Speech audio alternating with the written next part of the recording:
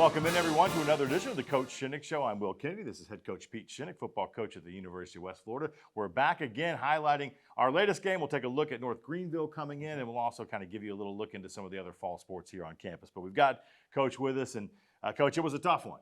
Family weekend here, Delta State coming in, first GSC game. Let's start with the good parts first. The atmosphere was pretty incredible. I mean, 5,000 fans in the stadium. I don't know if you got a chance to ever stroll through the tailgate area. The students, their families were in. It really was, the atmosphere that we're kind of hoping to capture here on campus. Most definitely, and really, just so many thanks and appreciation for what our administration has been able to do to be able to put on home games, here on campus at Penn Airfield. I mean, what a great setup. Everybody that I've talked to, other than the outcome of the game, loved the atmosphere, loved everything about it. And I think it's only going to grow, and I think it's only going to get better, and I think we'll get more and more students involved as well. But everything that's taken place from the beginning of this process all the way through it has really been, I think, a great setup for everybody involved. It was certainly an entertaining game. If you're a casual fan of football, there was something for everyone. If you're a UWF fan, it didn't end the way that we wanted it to. Let's take a look at the highlights. We talked last week, Delta State coming in, playing good football. They're 3-0. You guys were 2-0. It was one of those weird games, though, where you're really kind of playing catch-up the whole time. Delta State gets off the bat early, 70-yard touchdown pass, Patrick Shagog to Dante Myers. They had some big play capability. They showed it. They did, and that was one of the things that we were concerned about coming in. We had a coverage alignment issue on that big play, something that we had talked about. They ran a little different variation of what they had done, and, they hit the big play. We knew that Patrick could do that. I thought he's been playing well, like we said last week. And tough way to get started, but, our guys found a way to rebound and get back in it. You definitely did. You finally, after going 3 and out the first drive, start putting those drives together, and you're moving the football. Unfortunately, some fumbles cost you the game, really, in a large sense. You had one, you're in the red zone. Ravion Hargrove gives the ball up. That's points that weren't on the board. But bounced right back from that. You come down, and you're able to drive the field and get a touchdown. Yeah, really proud of our guys. I thought that first drive where Ravion fumbles it at about the 10, the 5-yard line, I think is where they ended up getting it. I felt like that drive really kind of set the tempo. Second drive, we come back, able to get the score. Really 2 great drives in a row, probably 24, 25 plays total, where our guys just took control of the game. And I thought you saw our offensive line just start to, take over the defensive front. Then they get the kick return, which, that's special teams, huge part of the game. We always talk about winning in all 3 phases. So they answer. You answer right back. You're able to go, 1.99 yards to get a touchdown. We've seen that before. It's almost a hallmark of your team. Well, we've had some fun 99-yard drives throughout the time. I think the kickoff return, really, that one's extremely frustrating. We had some people in position and just didn't get done what we needed to. Anytime a team scores on special teams, it's going to be a momentum change. But then again, our defense gets a stop after that, and then they pin us with the punt, as you say, and then we're able to just move the ball down the field and get the ball back in the end zone and even that thing up. It was only 7-0 after the first quarter. Wild second quarter, costly fumble this time in your own end. Pee Wee gives the ball up. They're able to get points right off that, but then you get a big play to even it up before the half. You kind of been waiting to see that home run, and it was David Durden going 75. Well, yeah, no, great throw by Pee Wee, and David, obviously, you get him the ball, and he's even with people. Or even, I thought they had a little angle on him. I mean, he's going to show his speed. He's going to do what he does. That was great to see. Great one-play answer, 75-yard drive, instantly score. That was huge to see. Just that kind of night, though. I know you were going to get the ball coming out of the locker room. You get the ball back again before the end of the half. You get a shot at some points, and it doesn't work out. Yeah, we, they did a nice job switching up a little bit of their coverage on that on the first play called. Felt like we had a route combination that would work, but they did a good job of boxing us in on both sides. Second down play, we felt like we could hit the tight end in the flat, but their DN played it pretty well, and now all of a sudden we're in a 3rd and long situation and don't get what we'd hoped. So that was frustrating. We've always been, I think, very good beginning of the half, beginning of the start of the game to get a 3 and out. But again, then I think that kind of started. Our 3rd quarter was kind of a strange quarter for us. We will take a break here. When we come back, we'll dive into the second half. I felt at halftime like we'd already played a full game. We had a Hail Mary at the end, kick returns, big plays, all that kind of stuff. But there was still 30 minutes of football to play. Second half coming your way next on the Coach Shinnick Show. Real change occurs in that split second, a moment of connection among people. With a common purpose, a shared vision, and a unified goal. What will you change? What will change you? The University of West Florida. No limits. She said she wasn't hungry. She only wanted a bite. But this isn't just a patty melt. This is a Whataburger patty melt. The all-time favorite. With 2 all-beef patties, Monterey Jack, grilled onions, and creamy pepper sauce. So 1 bite became 2. And 2 became mine. Just a bite, huh? Mark that one down as a lesson learned. The Whataburger patty melt. Just like you like it. Groundbreaking orthopedic care is more than top-rated quality scores, more than leading-edge treatment options, more than world-class care close to home. It's all that and more. Andrews Institute. Groundbreaking care. Can health insurance help cure loneliness?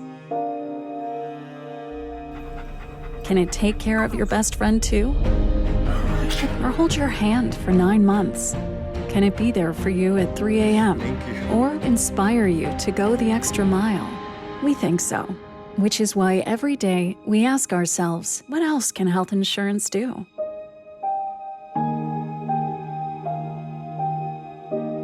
Come find out. What does Argo Spirit look like? Is it finding the perfect Argo outfit to show your team pride? Is it giving back while getting your pre-game grub? Or is it connecting with your community in the perfect spot? At Penn Air Federal Credit Union, it's being a proud sponsor of UWF Education, the Alumni Association, athletics, Penn Air Field, and having a spirit of communerosity. Learn more at pennair.org/about us. Welcome back into the Coach Shinnick Show. When last we left you, 21-21 at the half, you're coming out of the locker room, you're mentioned, get the ball to start the second half. And those first 2 drives to start the game and start the second half just didn't seem to go anywhere. The rest of the time you're dominating. And at halftime, you're running the football down their throat. This would end up being a record-setting night as far as the running attack was going. Let's get back into the second half highlights. Yep. You don't get points coming out. They get points, and they look good driving down the field. It's Myers with another touchdown, and you're trailing. And it's hard to play catch-up. Even if you're not down, you're only down 7. It's just hard to play from behind, isn't it? It is, and I felt like, we were down 7, felt like we were in a decent situation, had the turnover there that gave them a short field, and then when we finally got going, we missed on a 4th down opportunity, felt like, we were there. When we finally got going, we got really good field position, got the ball at the 50, and then, we're able to hit a couple plays and get that drive. I felt like, there was 8:36 to go. We needed a stop. Defense got the stop, got the ball good field position, and then we were able to score. Great drive right there when we needed it. Then it's like, all right, put the ball back in our defensive hands. They need to make a stop. They did. Then I think we got the ball back about 4 minutes to go, something like that, 5 minutes, somewhere in there. And it was like just a great, I think, 80-yard drive to just really get us back into this game and get this thing tied up and get to where we wanted to be. Shamari Mason was having a tremendous night. He ends up going 29 carries, 214 yards. It's a school record there, breaking Chris's record from a couple of years back. Runs one in, catches one. I thought the catch was, we saw everything Shamari can do. Oh, yeah. He's picking up 7, 8, 10 yards every first down carry he gets. And you mentioned those touchdowns in the 4th quarter. Caden Leggett, he likes this field. The Penn Air field, he comes up with 2 tremendous touchdowns down the stretch. And you mentioned, so there you are sitting. They get the ball at the end of the game after those 2 Caden touchdowns, and you tied up at 42. They drive the field. They get an opportunity at a field goal. What's that like to stand on the sideline? I don't know what it was like up in the broadcast booth and watch the kick. I kind of felt like when it came off his foot, it was no good. It was. Yeah.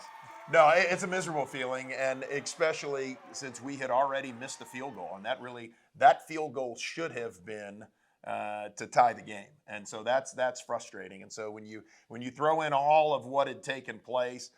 Again, the fact that we fumbled going into the end zone, the fact that we fumbled and they got the ball at the 15-yard line, short field, you throw all that in and you're standing there going, oh my goodness, it's going to come down to this.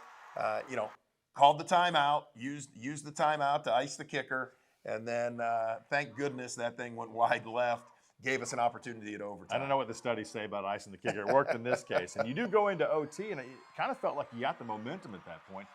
They get a touchdown, and you don't throw a pass at all. Right. It's just run, run, run. You ride into the end zone and you tie it up and you have an opportunity to turn around. And it looks like the same thing's about to happen again. You feel sick for a kid like Shamari Mason who put everything out there in the game. And they made a nice play, stripped the football away. Yeah, they did. I mean, he had a 15-yard run. I mean, miserable for him because he had an amazing night and really was the reason that, we got back into the game. Because if he's not popping 8, 10-yarders on first and second down, don't know that we're moving the chains the way we are. So felt sick for him. He gave us everything that he had. He left it out on the field. Great play by their guy to be able to get a helmet on the ball and strip the ball. Very unfortunate. Felt like we had an opportunity there, with our defense and ended up, giving them the opportunity to kick a field goal and, they found a way to win the game. Come out on the short end, 45-42, and it's one of those things. You look at the numbers. You guys put up 646 yards of total offense, run 91 plays. You double up time of possession, double up their first downs. But unfortunately, it does come down to there's the 4 turnovers. We'll throw one out because it's a Hail Mary at the end. But those you mentioned, those 3 fumbles end up getting you, and you lose the turnover battle, especially like that. Oftentimes, it's just too hard to overcome. Yeah, it's very difficult to overcome, especially where we turn the ball over because Points. 2 of them we're going to get 6 points out of at a minimum, probably getting 14 how we were playing. One of them turned into 7 points. You got a 21-point swing there, no matter how you slice or dice the thing, and it really does change. The complexion of the game. And so terrible timing. I'll keep putting the ball in all 3 of those guys' hands, because I trust them. And, I think that's just a rare part of what happened on Saturday night. But we got to do a better job protecting the ball and, got to have a way to be able to overcome that. I thought for all the miscues and all the things that had taken place, we gave up a kickoff return. We fumbled the ball 3 times. Still had a chance to win the game in the second overtime. So I give our guys a tremendous amount of credit, just their grit, their fortitude to keep fighting and keep trying to find a way to stay in the game. Byron Jarrett had a great game, 276 yards, I think threw for 4 touchdowns. And we mentioned Shamari. I thought Ravion Hargrove was extremely effective. Limited carries, but good yardage. Delta State's a good team. Patrick Shagog had a heck of a night. He ran, he threw, and he didn't make mistakes, and that kind of was the difference in the game. So, unfortunately, we fall on the season to 2-1. Lose the first conference game, but the good news is there's another one coming right up. Coach will join us a little bit later in the show to break down North Greenville. And you had an old friend stop by. Cleveland Browns safety DeAnthony Bell made his way in for practice on Friday. We're going to hear from him in the next segment. That's a cool thing to have your first full roster NFL player come back for his first game at home on the weekend. Truly appreciate him doing that. He's got a bye week. He could be a lot of places, but I think for him to come home, family weekend, what a great, thing for our team, and then to have him there. So proud of him and what he's doing and really excited for him and his future. We'll talk with D. Bell next on the Coach Shinnick Show. Real change occurs in that split second, a moment of connection among people. With a common purpose, a shared vision, and a unified goal. What will you change? What will change you? The University of West Florida. No limits. What do you expect from that first job out of college? Working your way up from the bottom? Instead, how does this sound? Starting in a guaranteed leadership position with people who look to you for guidance because you're trained to give it and make important decisions in critical situations. Skip entry level. Decide to lead as an Army officer.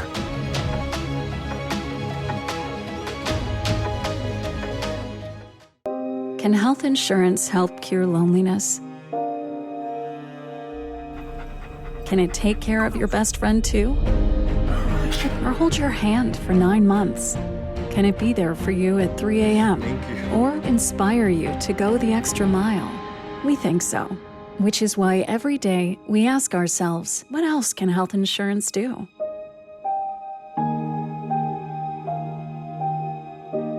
Come find out.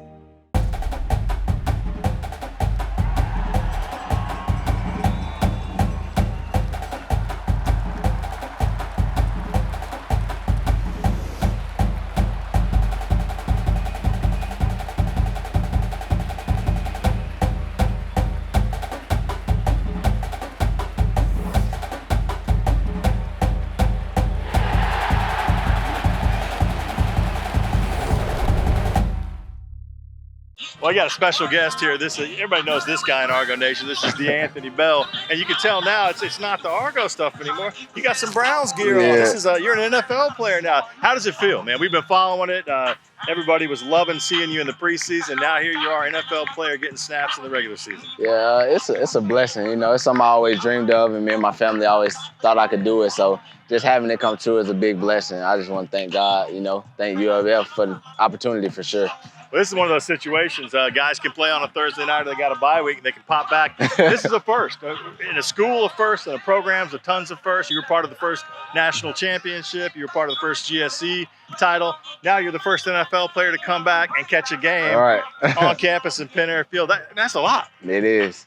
I mean, I'm just honored. You know, it was one of those things I told my head coach, I was like, hey, if we having the first home game, you know, I got to go. You know, I got to be there. So he respected me. He was like, yeah, make sure you get there. So it was nice. Well, we appreciate the Browns and the way that they covered you during the preseason and press conferences. And let's talk about that. What was the biggest adjustment for you, making that jump from UWF, from D2, and you played in all-star games in the offseason. You went through a lot of work. What's been the biggest shift for you going from this level to that level? I think the biggest difference was like just playbook-wise. You know, as far as the NFL, it's a larger playbook, a little more deeper. So just getting all that mentally stuff down, and then, you know, it's a lot of small stuff within the game that you have to learn. So having that learning curve of learning the small things, and once I got that down pack, I felt like I was more comfortable. I could play a lot faster. So they really are, by the way, bigger, faster, and stronger, right? All of a sudden, everybody's at that level. Most definitely. You've held your own with that. What happened here at West Florida that you feel like prepared you for that level, to make that jump, to be the first guy? I would say the way that we practice here. You know, I felt like we practice hard, which is the same way they do in the NFL.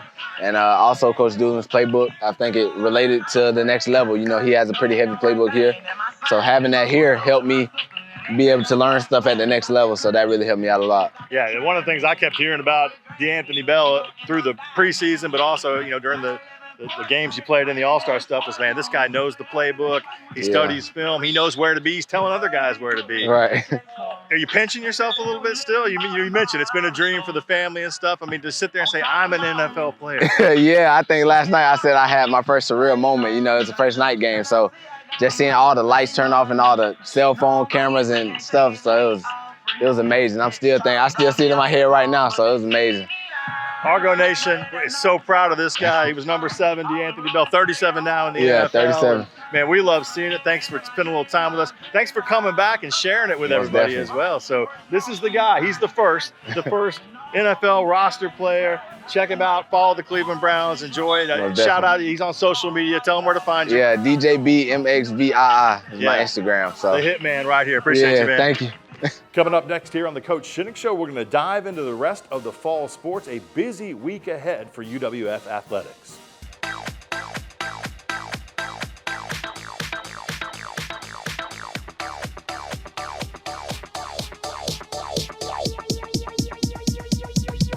I need to try it first. The Daily Medium Sub Special is back for a limited time only from Firehouse Subs. From Meatball Monday to Italian Sunday, a delicious deal for every day of the week, always handcrafted and piled high with hearty meats and cheeses, then served on a warm toasted sub roll. Order on firehousesubs.com or on the app to have your subs boxed, bagged, and ready for pickup. And a portion of every purchase helps provide much-needed life-saving equipment to first responders across the country. Firehouse Subs. Enjoy more subs, save more lives.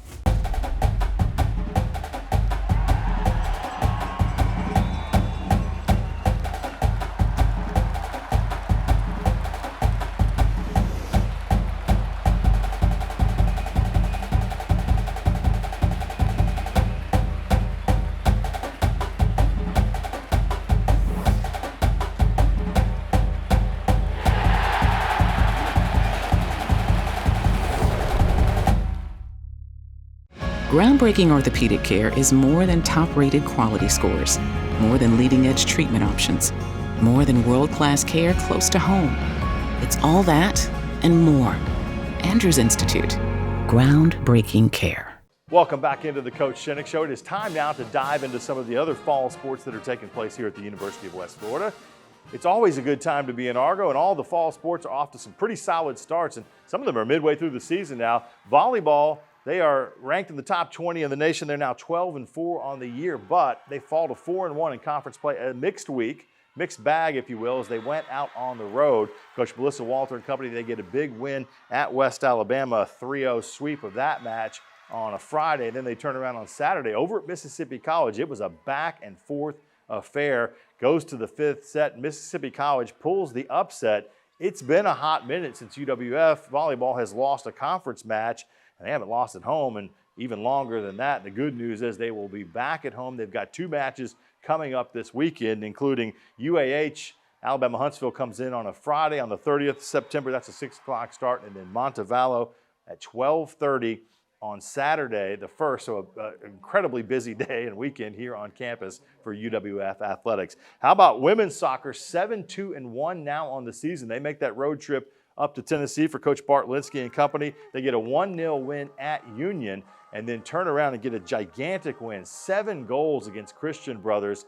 Huge offensive outburst from the Argos. They look really good on the season so far. Men's soccer, good trip up to Tennessee as well. They're now 4-2-2 on the season. They beat Union 2-1 in the first match, and then it's a draw, a 1-1 draw against Christian Brothers to end up that road trip. They'll be back at home. Both soccer teams playing 2 home matches coming up this weekend. Auburn Montgomery in on the 30th. On the 2nd, it'll be Montevallo, so look forward to that. Swimming and diving, they had their first home meet here. They beat up on everybody, right? They always do that in the home pool. They topped Thomas, Loyola, and Georgia State. First meet of the season. That's a big one. They'll be at the Moultrie Invitational this weekend coming up. Starts on the 30th and runs through the 2nd. So out on the road for some swimming. Women's golf, they're at the City Spirit Classic. That is up in Cleveland, Tennessee. Not Cleveland, Mississippi. Cleveland, Tennessee. So Coach Kristen Dorsey and company, good luck to them in their first outing of the season. Cross country had the Argo Invitational last weekend right here at home. Went out on the trails around campus, did a great job. Zach Fenton, we talked about it every time out, better and better. He wins the overall individual honors on the men's side. The women's team, Chloe Rook pacing everybody there. They finished 2nd overall, so outstanding performance for Coach Caleb Carmichael and company. And then how about tennis? They've got their fall season going there at the ITF South Regional down in Lakeland, Florida. GoArgos.com has all the latest information on that for you. And of course, we'll be updating you on how they're doing next week on the Coach Shinnick Show as well. That's a lot of stuff. I'm actually tired from delivering all that to you. And we're not even done yet. Coming up next on the program, Coach Shinnick will join us again and we'll break down the upcoming matchup this weekend with North Greenville. Real change occurs in that split second, a moment of connection among people. With a common purpose, a shared vision, and a unified goal. What will you change? What will change you? The University of West Florida. No limits. This glorious Whataburger is yours. A few minutes ago, it didn't even exist. Why? Because every Whataburger is 100% fresh beef and made to order. That means we didn't start cooking it until this exact moment, right here, when you ordered it into existence. Whataburger, just like you like it.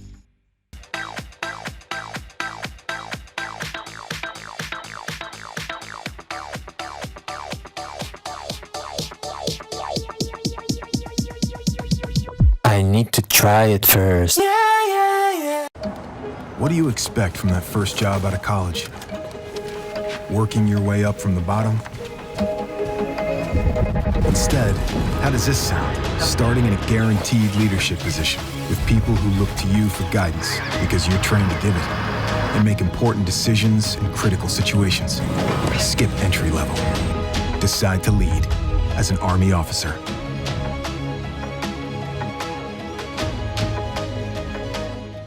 What does Argo Spirit look like? Is it finding the perfect Argo outfit to show your team pride? Is it giving back while getting your pre-game grub? Or is it connecting with your community in the perfect spot. At Penn Air Federal Credit Union, it's being a proud sponsor of UWF Education, the Alumni Association, athletics, Penn Air Field, and having a spirit of communerosity. Learn more at pennair.org/aboutus. Welcome back into the Coach Shinnick Show. Coach Shinnick joining us now again. We've got a game at home here. It works out back-to-back weeks at home. Happens again later in the season as well. North Greenville is going to come in here. It's a 4 o'clock kick on Saturday at Penn Air Field. Moving it up a little bit. Hopefully the weather cooperates with us. Fingers crossed as we're shooting this. North Greenville's an interesting team. You guys went on the road last year up to Tigerville, blew them out. 52-10 was the final.